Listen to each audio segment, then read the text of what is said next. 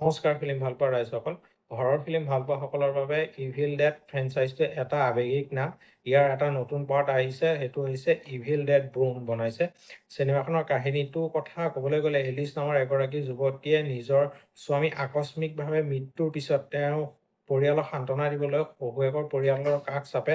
পৰিয়ালটো অকলশৰীয়া আৰু নিজন ঘৰ এটাত সময় কটাই থকা টাইমতে পৰিয়ালৰ এজন এজনকৈ সদস্য ভয়ংকৰ পিশাচলৈ ৰূপান্তৰিত হয়। এতিয়া এলিছে এই পৰিস্থিতিৰ পৰা নিজকে কেনেকে ৰক্ষা কৰিব তাকে এই চিনেমাখনত দেখুওৱা হৈছে। যদি আপুনি ভয়ংকৰ হিংসাত্মক দৃশ্য আৰু ব্লাড চাই ভাল পায় তেন্তে এই চিনেমাখনে আপোনাক হতাশা নকৰে। পৰিচালক ছেবেষ্টিয়ানে চিনেমাখন আটাইতকৈ বেছি নিষ্ঠুৰ দেখাবৰ কাৰণে বহুত ধুনীয়া চেষ্টা কৰিছে।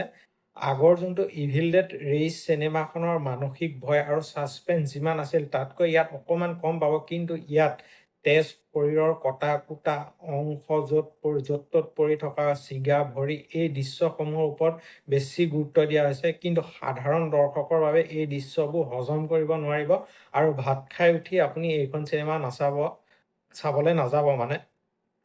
সামগ্ৰিকভাৱে ক'বলৈ গ'লে হৰৰ ফিল্ম ভাল পোৱাসকলৰ বাবে ই এক ৰোমাঞ্চক ৰাইড হ'ব, কিয়নো এইখন এখন নিশ্চিতভাৱে আটাইতকৈ ভয়ংকৰ আৰু হিংসাত্মক চিনেমা।